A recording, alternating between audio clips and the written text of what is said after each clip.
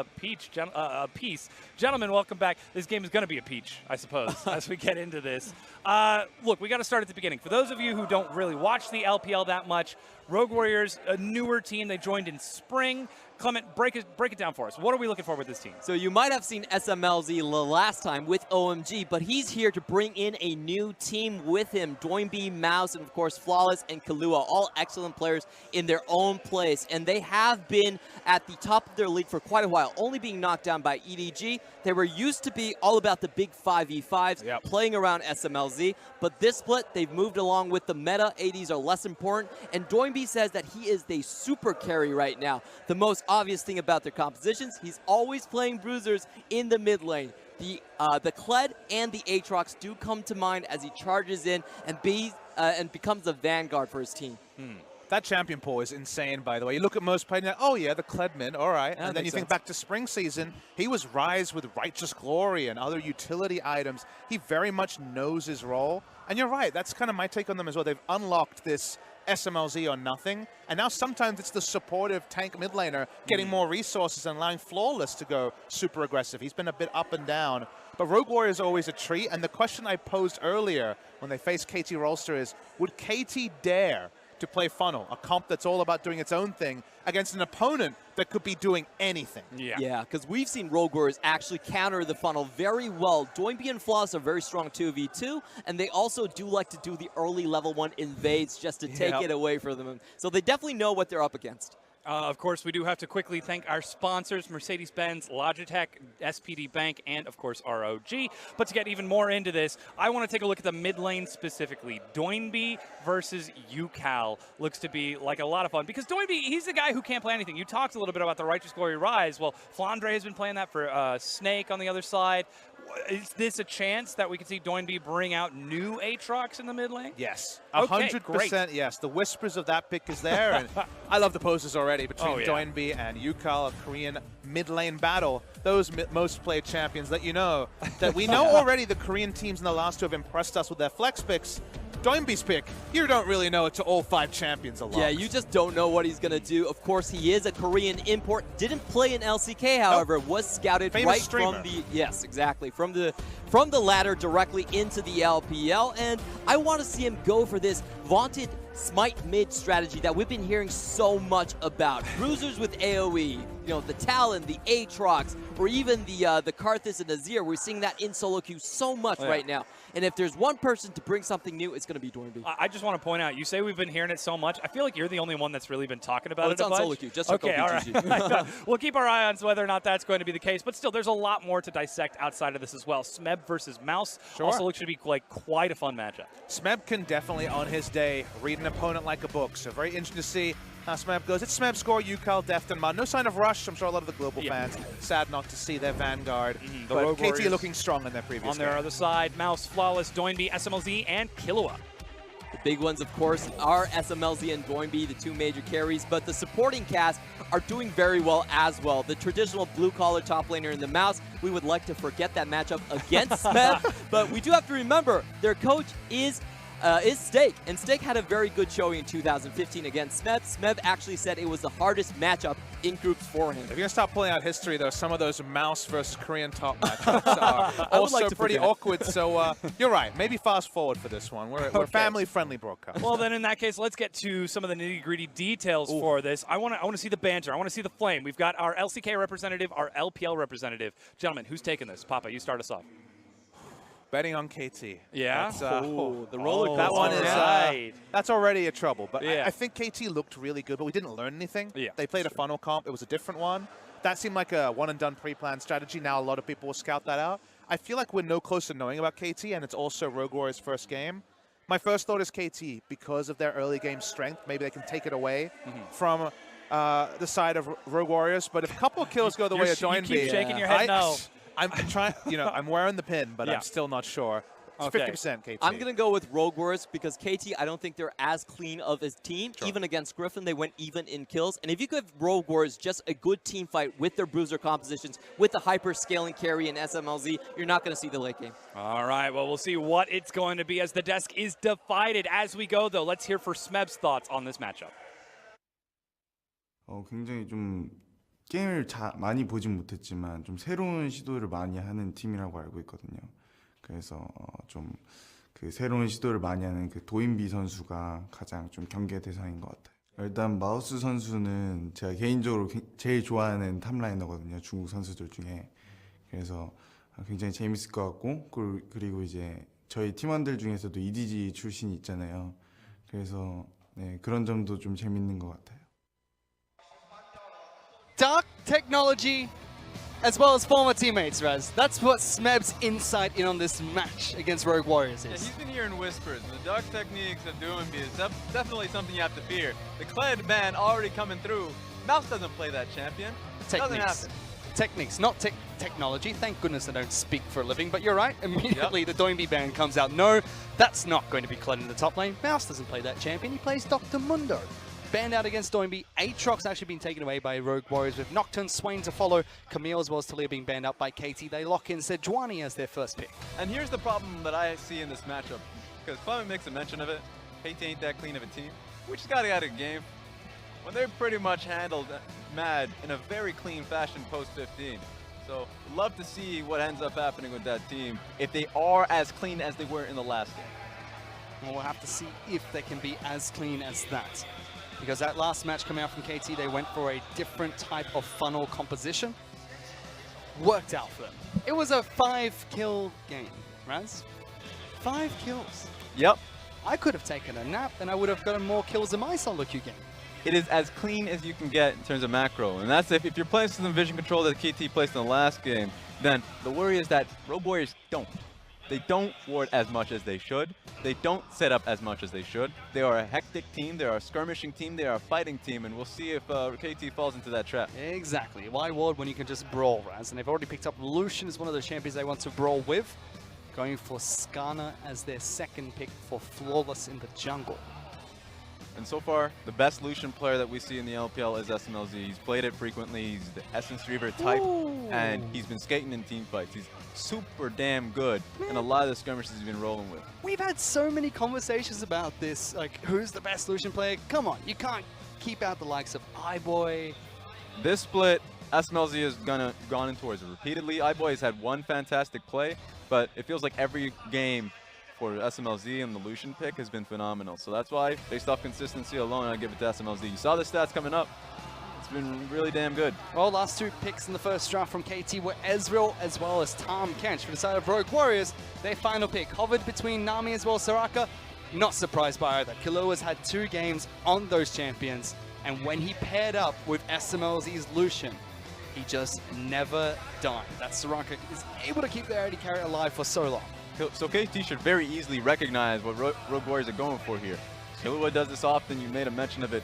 Mage support repeatedly to protect SMLZ in the bottom side of the map. They get ganked repeatedly, and a lot of their response is, hey, if Killua dies, that's fine, as long as SMLZ is getting the farm, he's getting pressure in the lane, and he can come back in these mid-game skirmishes and team fights and provide the damage that he has. So right now, this is looking like a great composition for Rogue Warriors. That being said, not a lot of pick potential. Just the Skarner alone, you usually see that coming out of the support pool as well. So it looks like they're fairly focused on just the Skarner unless, you know, we see an Orin pick up in the top lane. Well, they get 1 counter pick, so we'll have to see what that's going to be. The Rogue Warriors have to pick their final champion now. 2 bans towards Mouse in the top lane. He's only played 4 champions in summer split of the LPL.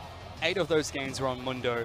Had a couple of on as well, and the rest of them were tanks. Only 1 match on the carry, and that was Rai. So offering this pick is a little bit surprising. Whereas for side of Rogue Warriors, they're also seeming to attack the top side with Jace and Kennen being banned out, but Rumble getting locked in for Mouse. And a lot of it just like... Hello? Yep. And remember, you cast your mind back to Mouse on EDG, because a lot of these players have previous homes, and Mouse did play Rumble, but it's not the carry Rumble. It's the Rumble where you're trying to be a low econ Rumble. You're playing to the bottom lane still, and if there's a play happening top lane, if there's, like, you're trading towers, Rumble's throwing in the ulti to push the wave back.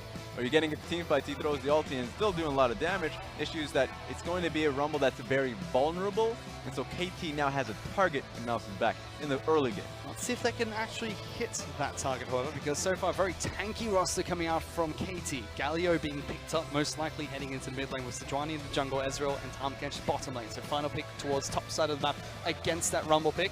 I mean, at this point, who knows? Ooh! Slam dunk time, Raz. Jarvan being picked up. Yeah, I added a little bit of a spoiler alert because there are 2 smites being flexed up by the Moat, the mid laner, and the what's jungler. going on? So I'm expecting that to be a Jarvan mid lane. And here, Yes! Give it to me! Doinby picking up the Talon. Yes! Super man. carry Doinby is back. He's played this before. Previous splits. He has a large champion pool. And the thing about going up against double jungle or the roaming strats, Talon is really good for that. Tracks you down. And so having that roam potential off the Talon, being able to track the junglers, I want to see, it looks like it's going to be a Jarvan top without any flexing, no double jungling at all. That's a good thing. Because right now you want to hide Sejuani as much as possible early on in this game. Even Oh, more, he's feeling himself. Even more crazy picks coming out from Doinby. He's put the Aatrox in the mid lane. Now he's picking up Talon. We're not going to see that double smite coming out from KT, but it's a Jarvan heading to the top lane. Galio in the mid lane. The final battle between LCK and LPL for day 1 of Rift Rivals. The last match that KT will play during the group stage, and they pulled out the Jarvan in the top lane. Whereas for Coach Steak on your screen, he's like, nope.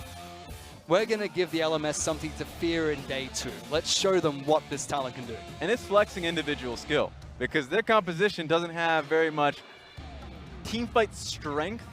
It depends on how you place the Rumble ultis. If your Rumble ult, if Mouse has a phenomenal Rumble ulti placement throughout the entire game, I ain't going to say anything. But with just off the Skarner alone, just off his pick potential, it's very easy for KT to look at this composition and say, we're playing back. But they have so much raw damage that if Rogue Warriors ever find an early game lead, you'll have Doinby constantly looking roam and dive, and the TPs from Rumble will follow up. It's a team that can snowball very quickly. I mean, these are 2 teams that's a meta breakers, Raz. That's what we call the Rogue Warriors in the LPL. Picking up unorthodox champions over and over again, unorthodox strategies as well. KT experimenting with the current meta. Kindred in the jungle being shown by them. We've seen Mordekaiser be picked up 6 times in the bottom lane by KT. These 2 teams really experimenting with the meta, and even down to their matchup alone, things have been changed. And this time around, we haven't even made a mention of it because there's so much happening on the screen that Jarvan's been picked up as a top laner.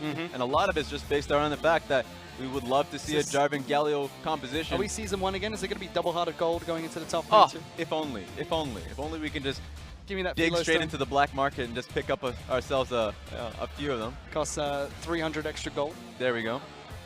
Still have it. That being said, problem is, you're looking at this, is that Jarvan Galio not going to be...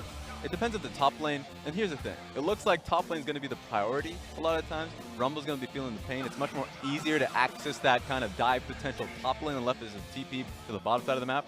That's the intricacies of the KT matchup and their teamfight composition. So Mouse has to be very patient. He has to be very aware of his surroundings, because if Flawless misses out one ward, it doesn't path towards him when he should. When a wave is crashing, he needs to bounce out of there.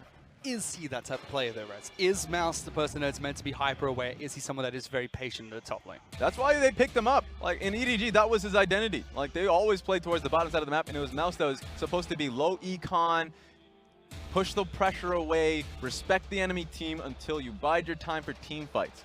It was very strong strategically picking him up for this team so they can play around the true carries, Doinby and SMLZ, and that's what they're playing towards today. He is up against Smeb though. This is a world-class top laner. We saw what Smeb could do in their last match. I mean, in a tank-on-tank matchup, Dr. Mundo against Singe, it looked like in every single small skirmish, he had kill pressure, no matter what the situation was. Yeah, and you know what Jarvan's going to do. If he finds a situation post-6, wonder if he's picking up Electrocute, we'll find out in game. That if he ever finds a Rumble, he doesn't even necessarily need the help of his own jungler. That he can even just blow a flash and immediately know that Sejuani is going to be pathing topside.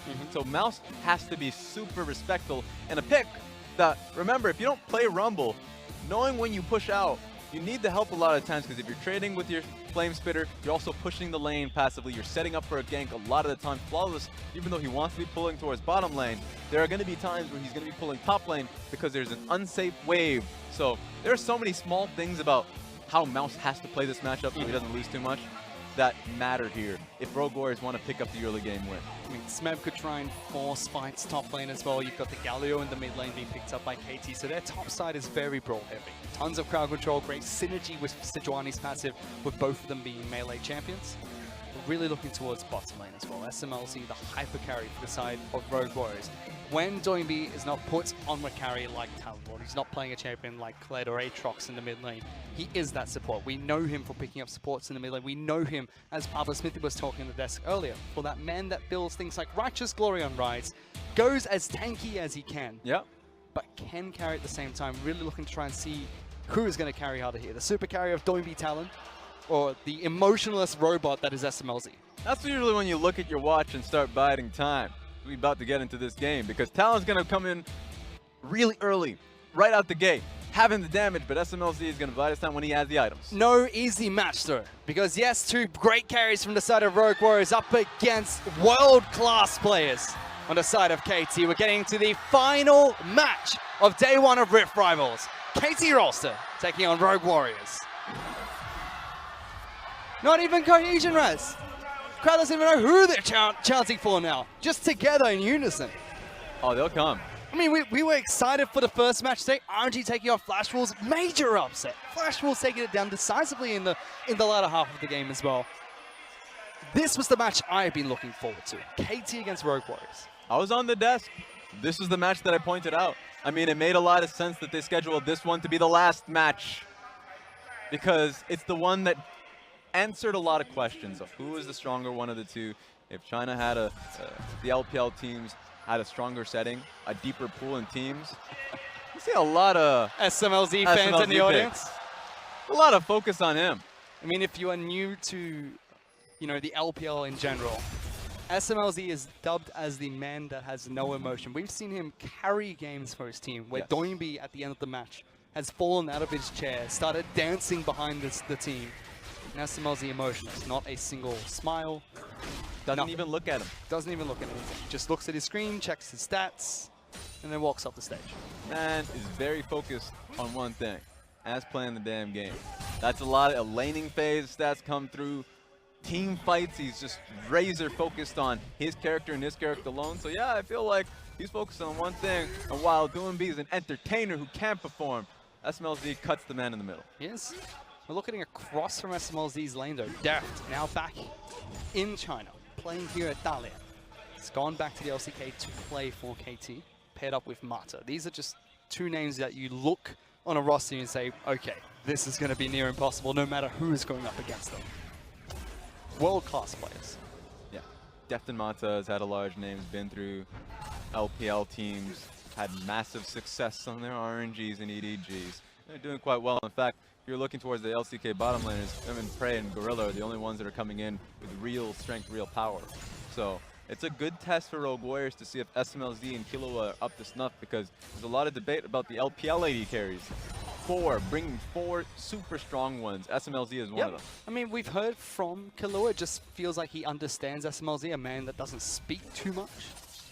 And it's worked out well for him in the LPL. Now we have to see what KT Rolster is made of in this matchup. I want to focus on the runes. You don't get to see him a lot. Predator. I was expecting Electrocute, but in fact, Predator, so he can look to roam out or find or catch a pick really strong. And then Time Warp Tonic is another one that I'm looking towards, as well as Stopwatch. So that's going to be fun to see. He's getting skirmished on. Big damage coming out from Yukao in that mid lane. Chunks out Doinby, low on mana, and there's a Sejuani nearby. Does back away.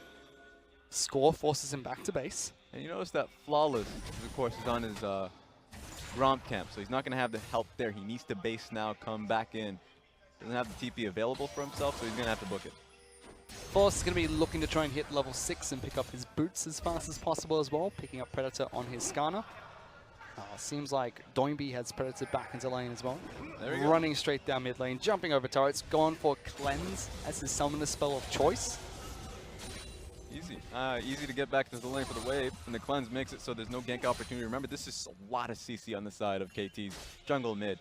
So if he ever gets cat up by taunt, he can Cleanse Flash immediately and doesn't have to follow through with the Sejuani ulti. And that seems to be the focus coming out from KT, because you've got a very safe bottom lane of Ezreal Tahm-Kench. Oh, takes a lot of damage from SMLZ, not in danger of falling there, but still good trades Yes, very safe bottom lane from KT Rolster, but top side is very CC heavy. How do they use this to win the game? Top side of KT is CC heavy? Yeah.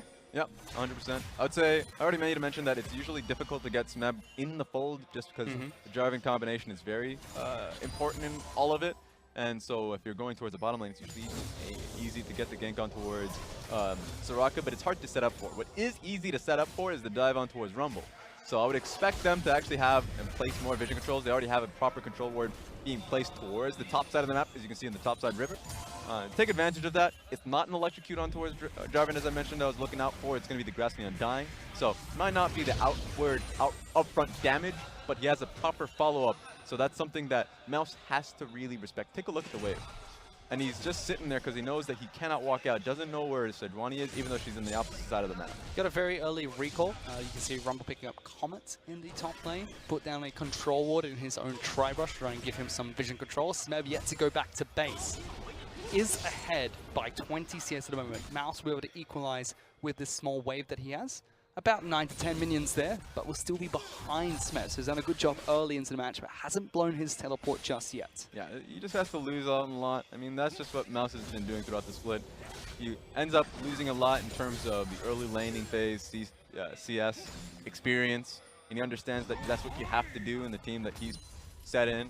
At the very least, he's respecting the pressure. Flawless going topside, taking Krugs. Very efficient because it allowed him, Rumble, to actually push up in his own wave. These are the small things that we wanted to see going out earlier in this game. I mean, they've only really just hit level 6. Jarvan should with this wave. So this is where the real fear comes in. But early on, I mean, it's not too bad. Look at him parkour, Raz. He doesn't even jump over the turret. He just goes through it, kind of. Isn't it exciting?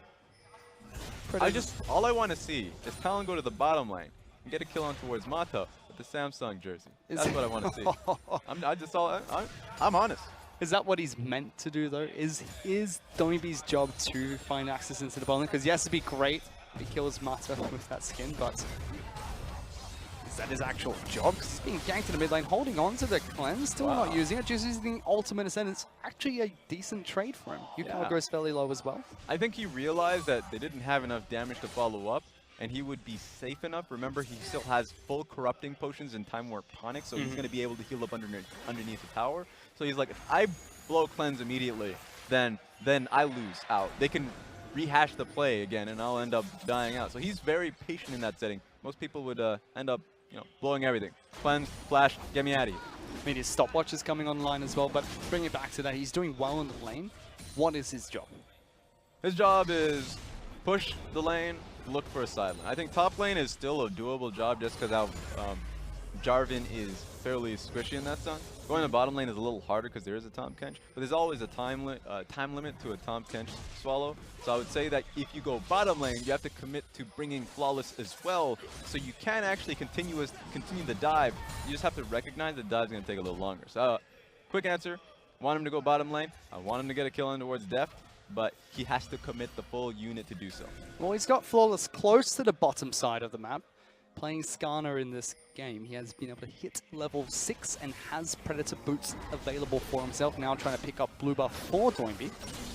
Doinby doing well in lane. In fact, most of the lanes for Rogue Warriors are doing well at the moment. SMLZ as well as Doinby have a CS lead. It's only really Jarvan, top side of the map, who is ahead of Mouse and Score, farming slightly better than Flawless at the moment. And take a look at this. You mentioned the bottom lane skirmishes. They've been working well for Killua and SMLZ. Deft has decided going Sheen first and not upgrading the tier, just holding on to the Fairy Charm, saying that he wants to actually push back in this lane. He wants to poke back. He doesn't want to just sit underneath his tower and lose out. So the Sheen proc, he's valued that. I think it's the right choice simply because it's been working. He's losing out in mana. It's going to prolong his tier build, but that just means it's working out now. When he has the ability to buy tier, you need Score to be in the bottom side to give him a proper back time. All right, 9 minutes in and he hasn't picked that up, so you'd expect him to go back to base soon. Galio was trying to cheat down into the bottom lane. They had Score in the back pocket of Def and Mata's lane, but no action taking place there either. Top side's just been a farm best. Now that ultimate is available for Mouse, if he gets into a sticky situation, he can just throw down the equalizer, clear out the way, but Def's not going back yet. Probably waiting for his teleport to come back up, it seems like.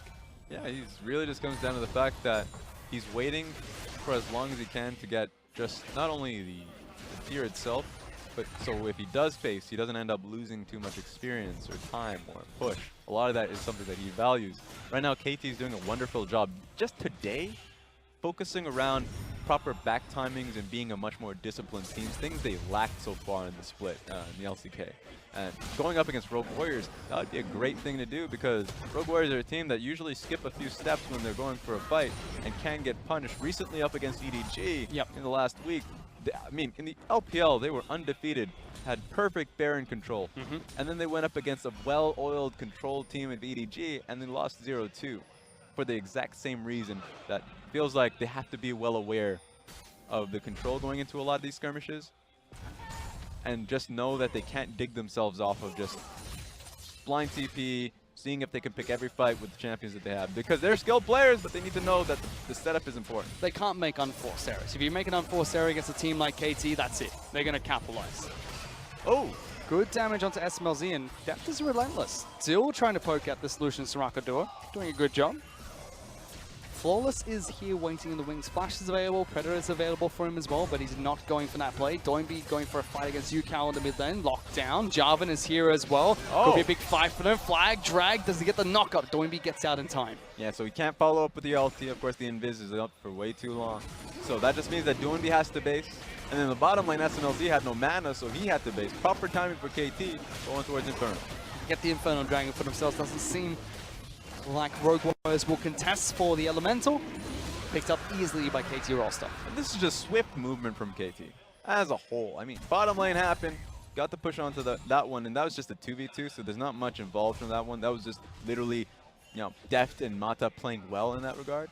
And then immediately, Smeb had a push in the top lane, and actually just went went straight towards mid, so he's making a lot of the time that he's had in the top side of the map well worth it. Well, after watching KT play earlier today and now in this match against the Rogue Warriors, it seems like their entire strategy for Rift Rivals group stage so far has been to frustrate teams to death. That's one thing. I'd say learn, but frustrating makes sense too. No, frustrate, not learn. You can learn to frustrate. That's what they're doing, man. Why would you want to learn to frustrate? That's honestly the simple way of saying they're so good at macro, I want to fight them, but they won't let me do it. So they're frustrating them. They're learning how to frustrate people with smarter play. And they've picked up a nice 500 gold lead for themselves. Not much, 12 minutes into the match, but a lead nonetheless. Infernal Dragon being picked up for them as well. That will help them out nicely later on in the match. Mount Dragon is going to be the next Elemental Dragon to spawn. Blade of the Ruin King already complete for SMLZ, so a nice item power spike for him. Tier has now been picked up by Deft. Used his teleport to get back into lane and is going towards the Iceborne Gauntlet, so not the Trinity Force from Ezreal.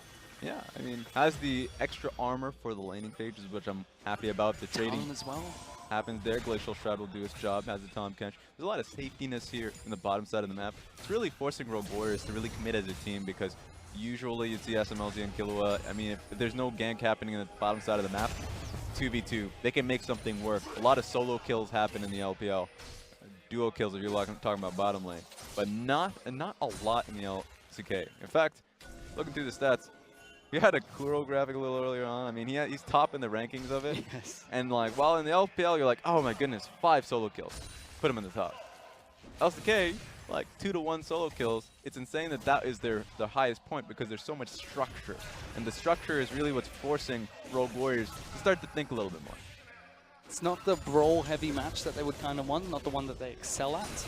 Score's looking for a gank in the bottom lane, but SMLZ and Killua are playing very safe. Galio is not rotating down just yet, still sitting in the mid lane, being pushed in by Doinby, so hasn't had access to roam into the bottom lane.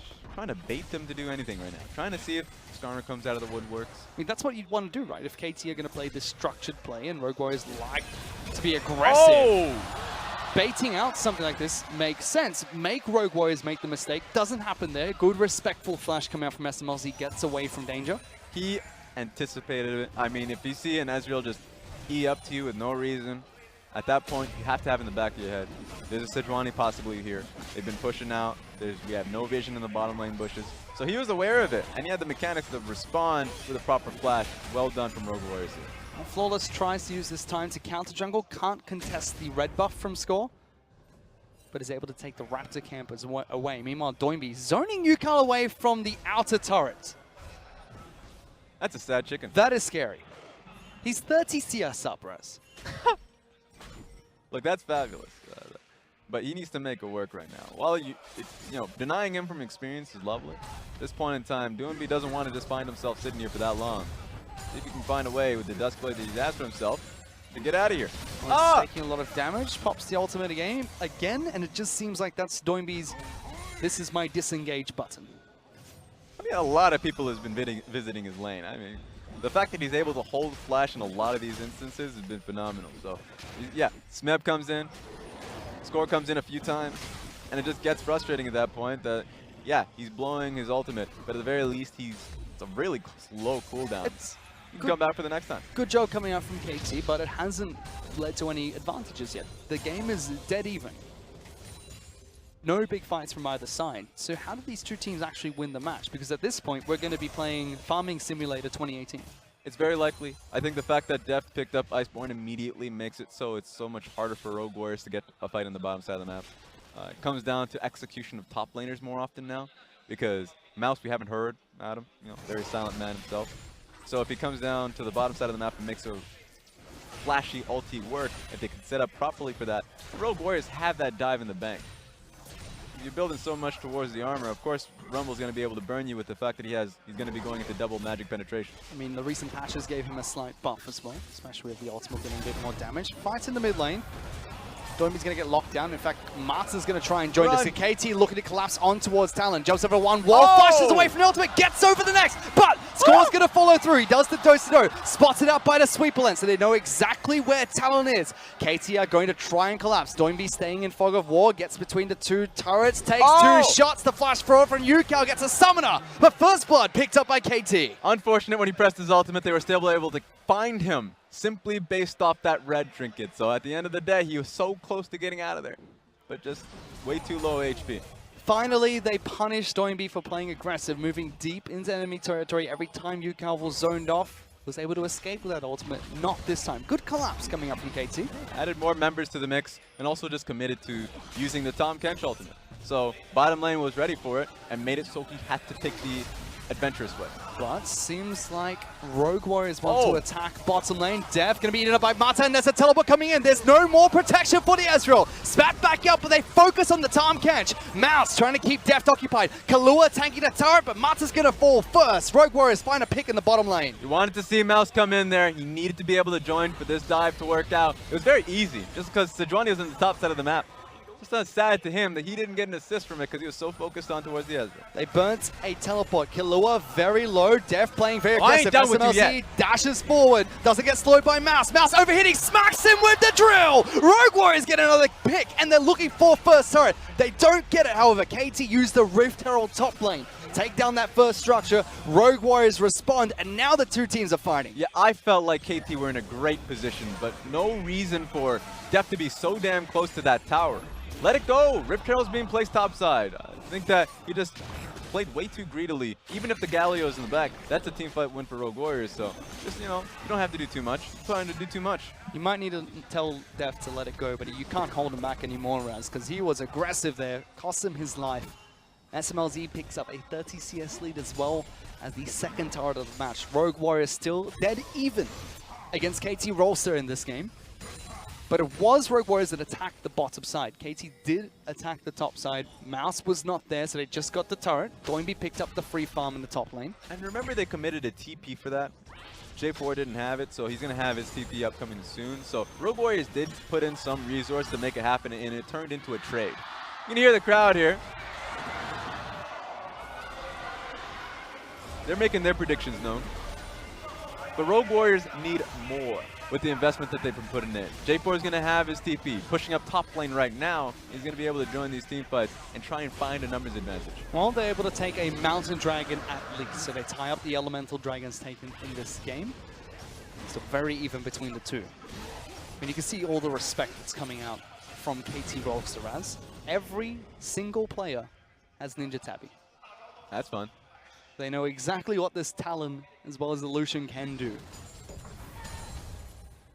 That's a major point of their damage up front, and it puts a lot of responsibility on towards Mouse in the top side of the map, if he can actually get a lot of the damage out early. Remember, I wonder let's see, what boots does he have? I don't think he has boots at all, actually. No, pretty unfortunate. it's a very, very slow rumble. Yeah, I'm very sad about that. But if he gets magic penetration boots, if he gets to a point where he's able to just do like true damage to the back line, that would be phenomenal. So I want to see what his impact is, because that responsibility does shift on towards him. Look, Raz, you don't need boots if you have a very scary mask. Does he have a scary mask? He's got the Leandri's Torments. There's blood coming out of the eyes. That's a little bit too scary. All right, if you start bleeding from the eyes, then look, I'm not going to take you to hospital then. It's not that scary, right?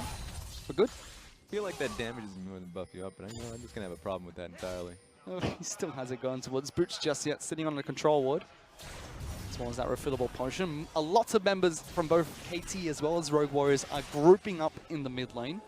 Even Score trying to sweep away Vision behind the mid lane outer turret. This is below half health, so KT can make a push to try and take this structure.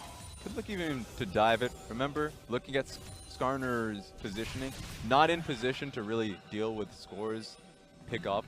And remember that, unless he gets caught out. Sweeper doesn't see him, but sees the ward. Score's going to come out from the flank, locks down floors to start, gets healed by them, pulling back to Sejuani. Kalua's keeping the front line alive, and Score very low after that fight. And Rumble's going to come in here, so they should be able to protect this mid lane. That entire engage of Score to be able to get Flawless does not work. Now it's Doinby's turn. He's found a nice flank for himself behind all the members of KT. Throws out the rake.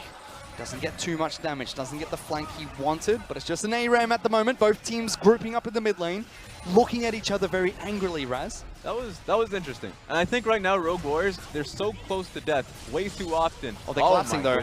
Mouse gonna get caught out, throws down the ultimate, gonna get locked down, and he'll be the first pick, picked up by KT off the back of that fight, out of position. Now there we go. I mean, that's just that easy.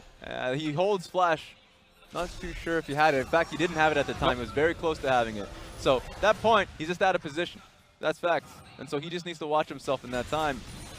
Talon was heading straight towards bottom lane, didn't have the numbers. Well played. They didn't have the ultimate for Sejuani, but Smeb as well as Score was still able to collapse onto Mouse, get his ultimate. They get a pick and use that pick to take down mid lane outer turret, putting themselves ahead of Rogue Warriors. About 2,000 gold up now.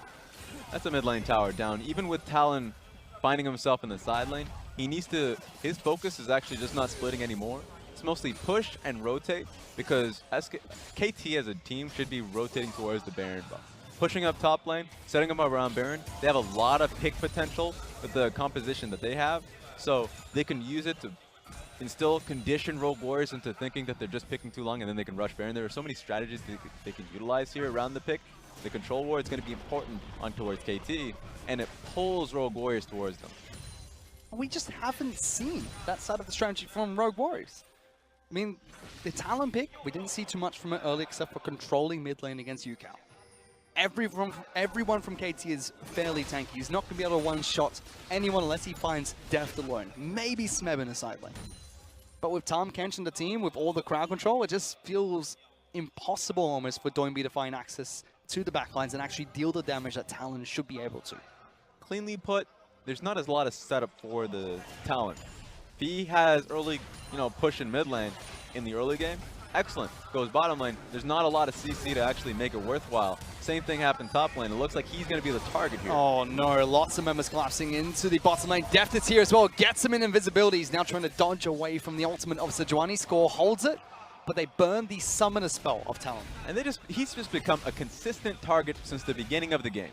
Hasn't been able to leave his own laning phase. He hasn't had access to his own ultimate unless if it's just to defend himself. It's really frustrating if you're doing B, because the strategy is revolving him leaving lane and impacting somewhere else, but it's constantly KT finding him. KT is still trying to attack, but that's Flawless going forward, locking down the Tom Kench. Mata forced to flash away, but on the flip side, Kalua gets caught out, flashes away, still gets killed. Mata goes low, but Smeb gets into the fight. Mouse with a big flank, they're tower diving, KT are low. Lorcal gets the first kill, Mata gets burnt alive. That's a crispy toad, but a double picked up by Galio. Mouse comes up big with a double himself. KT are still trying to hurt him. Deft is very low, the chicken jumps back in, but that's a golden rumble. Doinby wants access into the fight, gets back in, pops the ultimate, Mouse for another, but Deft cleans it up, will die to the turret, and only Smeb's left alive. That's insanity. It took so long that even Soraka came back to life from the beginning of it. And it was all based off of the pick potential from Flawless catching on towards score, and then the problem, or at least it was on towards bottom lane of Tom Kench. And then the flank comes through from Mouse. Such a beautiful TP. I know we'll see the TP, or at least the replay immediately afterwards, but so well done from Rogue Warriors with how far behind they were. When you get to look at that again, because the fight started with Flawless locking down Mata. Instantly catches onto him. Only problem is on the opposite side, Killua dies, but the flank TP, you already see Rumble coming in from behind, while KT doubled down for a dive on towards Doombi and Flawless. The Rumble ulti makes it so much harder for the backline to even support it. Mata goes down, Deft is out of there, scores to follow. So it was just a weird follow-up from KT to even look for the dive. That was a success overall, and then they tried a little bit too hard. Good use of the stopwatch by Mouse. Doinby jumps back in to at least trade back evenly. Def will die to turret at the end, but it was so close. I mean, a turret, one more turret shot on Smeb, he would have died. Would have been an ace for an ace. But KT hold on to the gold lead they were previously able to acquire. Push for more. Take down that bottom lane in a turret. 4,000 gold up, now working on an Elemental Dragon. Big play by Mouse, though. I mean, this is the player that we look towards and say, you know what? He's a top lane tank player. He's going to be a big sponge. Did the most damage for Rogue Warriors in that fight. He's now 4-2-0, and he was blazing through the last team fight. Yeah, I mean, Mouse in team fights, since EDG to here, has always been phenomenal. It's just getting to that point and supporting your primary cast. And also remember, Rogue Warriors are at their scariest when they find themselves behind because they keep fighting. They up the ante a lot of the time. And so the tempo keeps going up, and if you're KT looking to dive, it'll just find one mistake. Rogue Warriors are a team that can punish it. So that's what you have to watch out here. KT cannot find themselves taking these risky dives that they do when they're in the LCK. They need to be able to play discipline a lot more slowly. They're now pressuring around Baron. It's a nice start. We need to see the same discipline that we saw from KT in their last match. Because they've been known not to be able to close out games that well. They need to close out this match against Rogue Warriors. Put LCK ahead of the LPL after day one. Because whoever wins this match will be leading for their region going into day two. They're still trying to set up. Rogue Warriors still have good wards, and Smeb almost getting caught out. Flawless going to try and collapse. No flash available for Jarvan. Gets pulled back. SMLZ throws out the ultimate just for the cooldown. Smeb still alive. Will be the first to fall. Great equalizer once again. Killua very low, stuck inside the Raptor pit. Mouse burning alive. He's going to come out of stasis, and he will fall as well. KT turn around the fight. Flawless is next. One more shot from Daft is going to be enough. Somehow KT win it. Yeah, and you know what? SMLZ and Doinby are the only ones alive. If you're KT, you focus straight towards the Baron. It's just going to be difficult now because you have to push SMLZ and Doinby back. They're incredibly healthy. And KT have 4 members alive that looked like Rogue Warriors would be able to pick up the kills there. That is not going to be the case. Yes, SMLZ and Doinby going to look to try and jump in, but Deft being aggressive. SMLZ wants to jump in. Doinby already chunked out by the Ezreal. They know they have to sacrifice this Baron, and that's what they'll do. KT pick it up, and they're opening up this match. A proper chunk to push them out. And that we're going to see it very soon. And it was all in towards the fact that, yeah, you pick up Jarvan. But remember, we saw this in the SKT set. Galio is always a beautiful follow-up. It may be an impromptu engage, but he's going to make it worthwhile. Sejuani had a flank too, so they were all prepared for this one. Even though the Rumble ulti comes in hot, it's SMLZ out of position. The Talon that has to reposition as well. Flawless cannot work around this team fight when he's flanked around by multiple members. So SKT recovered, or at least KT in this regard. I mean, in a very well fight. Last match, we saw Wolf deliver FLICKR into the backlines on Galio by being headbutted into the base. This time round, Flawless is able to drag Smeb into his entire team. To which Yukal's like, sure, I will take that, no problem. Thank you for assisting my squad. Thank you for allowing me to get an ultimate off. It's one way to start a fight. And the fact that now he's back on the map and he has Guardian Angel, so it's not even a true pick. Right now, Rogue Warriors are so focused on this pick composition because their primary focus is going to be the Skarner, and now he starts the fight. But who do they actually go on towards? They're never going to get Deft. He's way too far behind a lot of tanks. And towards Tom Kench, Galio, Sejuani, now GA Jarvan. There's not a lot of right options here. And they're going to try the exact same play again. Flawless is waiting inside the brush, gets spotted out by the Q, wants to turn back around, but it's Score and Mata, tanky members coming out from the side of KT. Difficult at the moment for Rogue Warriors to team fight, it seems. Baron's going to be used top side of the map. Easy turret taken down by Yukal. we've seen KT play today. If you're not going to give them a fight, they'll be taking around the turrets around you. So they have the Baron buff. They have a Galio in the top lane pulling one member. The primary focus is now going to be this mid lane tower with the poke that Ezreal provides. SMLZ, a couple of auto attacks and he's already below half health. Killua will keep him healed up. So Def's much. not stopping. This man's a monster and he already has been on Ezreal. Pushing in towards the inhibitor turret in the inner turret in the mid lane. Still arcane shifting forward. Has his QSS, has a time catch behind him. He's not afraid of Flawless at this point. Yeah, I mean, they're not going to stop here, so it is going to be an inhibitor turret. It's on Rogue Warriors to draw the line somewhere. Doinby did get spotted out by wards, and KT know exactly where he is. Scored down to half health. SMLC using the culling, but is not going to get the Essence Reaver proc anymore. Instead, they collapse on towards Found Galio somebody. top lane. If Galio's not going to be able to protect someone! You count with the flash! The follow from Score is beautiful! This is the team fight for KT! Collapsing! Already getting 2 kills to kick things off. Doinby forced to use the ultimate to get away. SMLC can't get his hero low depth. Forces him into golden stasis. Everyone collapses. And Rogue Warriors, just like that, they thought they hunted the hunter. Not going to be the case. He blew them up. It was insanity. Literally flash taunt and obliterated the Soraka. Beautiful. Well, this is when you back it up, boys. I mean, this is rough.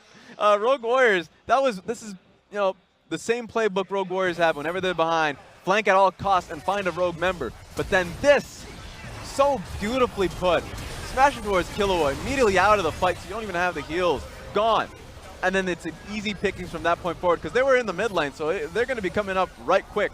And so Rogue Warriors had to come out of it. The cohesion coming out from KT also was just beautiful. I mean, you collapse into Yukao, says, you know what, I can turn this run around myself. Had the boost of armor and magic resistance from Aftershock as well. Collapsed on 3 members. Smear blocking down everyone after killing Killua. Rogue Warriors just seem mismatched in this 3rd seed game. They're starting to realize, like, against the top teams, there are no stragglers.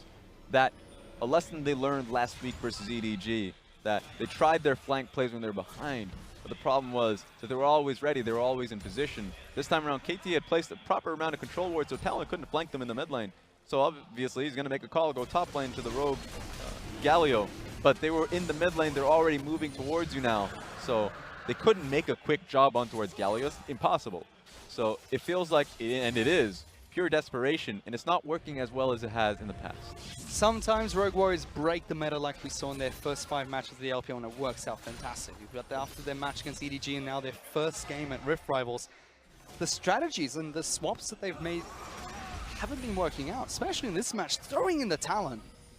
We haven't seen much from Doinby's Talon. Flawless has not looked great on the Skarner so far. Mouse is actually the member that's stepping up today. Yeah, and you know what? Like, while he's stepping up, at this point, it's KT calling it. Making the proper items, like, even though they've lowered the items, that's a Gunblade on Deft. Deft has been doing so well hitting every Q that he's just waiting for the person to burst down. Deft is not afraid at the moment. Said KT without Baron buff, still move towards mid lane. Doinby being locked down, forced to use his ultimate to disengage. Nobody from KT's taking damage. They lock down Score, bring him back in. That'll be the first casualty. Mouse gets his another kill in this match, pushing KT back away. Killua's forced back to the fountain. Rogue Warriors' health bars are low, so they should still lose their inhibitor. Yeah, even with that one pick, it still doesn't matter when they lose their inhib and almost lose their own support. So KT still coming into base, saying that that's a success, and they're going to just run rampant in their own jungle. So right now, Rogue Warriors have to find a more reliable solution, and it feels like Baron is going to be the call, unless it's Yukao. There will be a time Kens trying to jump back in, but Rogue Warriors look for the fight. Flawless in trouble. Doinby forced to use the ultimate again. Smeb separates the team, brings Yukao on the back lines. Mouse was trying to do as much work as possible, but it's just not enough. Deft able to single out SMLZ, gets the team fight he was looking for, and KT are looking towards the Nexus. Yep, 40-second death timers, and they already have the minions right beside them. Easy as pie. Rogue Warriors are trying to find a skirmish that they had no way of winning. They were trying to find a way to turn around the match, but 10,000 gold behind at the time, it's just not enough. One pick, not going to be enough. Deft keeping Doinby on the fountain as well. They're moving towards the Nexus, and with this win, LCK lead the pack after day 1. In such clean ways, too. KT, 2 games, back to back, and it feels like KT has just found a new identity in a slower, smarter team, going up against the other third-seeded teams. Right now, it feels hard for Rogue Warriors, and they're learning a hard lesson about 3 weeks into the split that LPL, yeah, they seemed real good, but they still have to play a smarter game. They can't rely on the mechanics. KT's learned that lesson here today. It just seems like the more you struggle against KT Rolster, the harder their grip becomes, the harder it is to fight back. The second time a very similar playstyles come out from them. We saw that in their match against the LMS. 5 kills in that game. Against Rogue Warriors, they're not afraid to let them play their crappy brawl, their brawl style. And take it to them with a slow-paced match. Make sure that they don't get to play the way they want to. And it feels very intimidating going into day 2. That KT looked this good. Now remember, playing 2 games, bid them adieu, won't be seeing them tomorrow. And it looks like they've just set the stage here for the rest of the LCK teams going to day 2. That you really have to dethrone them in the mentality department. They will draw you out. And if things go the way they are, you might be seeing them once again in the grand finals, waiting for the LPL and LMS teams to go at it. That win, as we mentioned, means that LCK stay in front after day 1. And we saw RNG lose earlier today. Yes, we saw a 1 loss coming out from LCK, and LMS being able to pick up a victory so far in that upset. KT Rolster's last match during the group stage performed incredibly well. Difficult strategy to play against. And now we only be able to see them during the blind relay, whichever team they go up against. They have to be ready to deal with this. Yep. I mean, remember, it's a best of 1. Rogue Warriors decided to take that best of 1 and have a composition to 3 picks you would usually never see. The Talon, Soraka a little bit, the Rumble. It just didn't work out for them. They had very obvious flaws, but the strengths were in their mid lane. KT Roasters recognized that, and you can see them flatlining, moving straight down. Yep. They just went straight towards Doomby. It just seemed like Rogue Warriors had this unorthodox team composition where they had bits and pieces of the puzzle but just not a full, complete picture. Whereas KT were like, we know exactly what this puzzle looks like, we know exactly how to solve it, and put the pieces together nice and slowly, and did so in both their matches today. Yeah, and I would say that if I were to look at the Big Ben and change one thing, I would give Flawless a more empowering pick, so you can actually utilize the 2v2 a little bit better. Okay. The problem here, a lot of it was just Talon was on his own, and in most cases, if Skarner comes out and finds a Sejuani, then it's going to be a Galio collapse, Jarvan collapse with how well he was doing. If he was on, I throw Kindred a lot because that's a score pick, but just essentially a ranged jungler, Graves could do the job as well. All you really want is the talent to be able to leave the lane and have support in the laning phase. Didn't happen, but ultimately, now moving on to day 2, the time to restructure, rejuvenate. Rogue Warriors still have 1 more game, and we get to see that going into day 2. They have to bounce back from not only the end of season loss that they had against EDG in the LPL, but now after day 1, not being able to pick up a victory against KT, already showing a couple of their strategies. For the LCK side, they don't get to see KT play anymore during the group stage, but they're going to try and use their other teams to try and pick up more points, potentially the pack after day 2. But let's send it back to the analyst desk to break down that match. Thank you so much. Again, Fish and Raz, good cast on the day. Papa, you were shaking your head no. You were like, I got to go with KT. I'm not 100% certain. What did you know? Did you, like, bump into Rogue Warriors behind when they came on stage? Did they say they were going to play Talon? What I know is that I've been around this KT roller coaster for a long time. From my name, you know, I'm a bit of an old guy. Yeah. I've watched a lot of these KT games. I heard people there talking about how KT had turned a new leaf. No. This day, they played very, very well. They should be rewarded for their play. And there are little technical things as we go on to explain how the game unfolded, because you look at the drafts, and it's very easy to be results-oriented and say, well, one of them just team fights really good. Don't know what the other one was doing. Yeah. The other one was trying to snowball, and there were very precise decisions made by KT to stop that snowball. Yeah, a couple big ones is avoiding all of the power spikes coming out from Rogue Warriors. They are basically looking for that first dragon fight there, and KT basically did avoid all of those. Their itemization was also incredibly good. We saw the ninja tabbies come out from across the board, and also like you mentioned, the Sheen in the bot lane, keep the mana going, get the teleports correctly. There just wasn't any chance for Rogue Warriors to win that. If you're running an assassin, you need kills before 30 minutes, and when 30 minutes hit, Doinby had 2 assists. Yeah. So that's a fail right there. You So look at this draft, and it's so good, the draft from Rogue Warriors, of packing up and going bot lane, because you have double predator, the jungler and also the mid laner, who can get there fast, overwall, Skarner get the guaranteed engage, and you should have a priority lane. Why is there a Soraka? Because Soraka versus Tahm Kench, he takes harass, and then there's no sustain being provided. So you understand the theory of, well, Talon wants to get those kills on the bot lane, let's kill Tahm Kench, let's kill Ezreal, let's just absolutely pummel that lane. Going Sheen first and never getting tier actually gave him, by him deft, lane priority. He was able to take it in the middle or push it in from time to time. Never did we see Talon go bot lane. In fact, you think of the other scenario, why not just go kill the Sejuani who falls low in the jungle? Never could he even easily get in the jungle, and the Galio there to also cover that one. So when it came to playmaking, they were just so frustrated as Rogue Warriors. It seems as though KT were able to effectively identify that this composition was coming out from Rogue Warriors and pivot on the spot in game. We were surprised. We saw the Talon, the crowd cheered. There was the Jarvan, there was the Rumble. It was all surprising, but KT, cool as a cucumber, said, all right. KT knew Rogue Warriors comp better than Rogue Warriors themselves knew it. That's what it felt like right there. I really love their itemization because their idea was, if you're coming in, you're going to come in for directions we know. They didn't have the hard CC for the instant lockdown, so they were very slow in converging. And every time they went in a team fight, KT just struck first. They found the Kahlua, they took out a target. There was a Triforce and a GA built on the Jarvan just for that burst damage there. So very good reading of the compositions and very unexpected from KT because they won by pulling back. And let's rewind a little bit, pull back in terms of the draft, because you just mentioned the name, Jarvan. This is the first Jarvan game, I believe, in almost any region. It's not been played in the jungle, certainly not top lane. That's an old favorite that we've seen from Smeb in the past. Smeb loves the flank teleport. We saw the cannon ban, AP cannon as one of his standbys. If you go full AD Jarvan into a Rumble, eventually Rumble can't enter lane. It's just too much damage. He'll die in one rotation. Smeb played it well, and it was also a last-second swap, so just something he's been holding back for a moment like this. Yeah, we've actually got a replay exemplifying the strengths of that Jarvan. It was KT pushing the tier 2 of Rogue Warriors after already picking up an advantage. It starts off with an attempted pick from Flawless. And it just takes so long for Rogue Warriors actually to get in position. Their pieces don't have the hard CC necessary for the instant lockdown and the instant burst damage.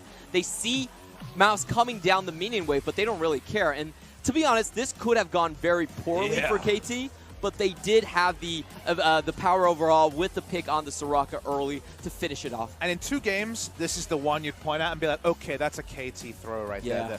Opting into what looked like a 4,000 damage equalizer and the really bad positioning, and yet they still cleaned it up. And guess what? When you play a really clean early game and have a gold lead going into that moment where you make a slight sidestep, you don't lose the game straight out. And that was the difference from KT in previous metas. Sometimes they had already made a couple smaller mistakes, and then the bigger one just snowballed it. Yeah.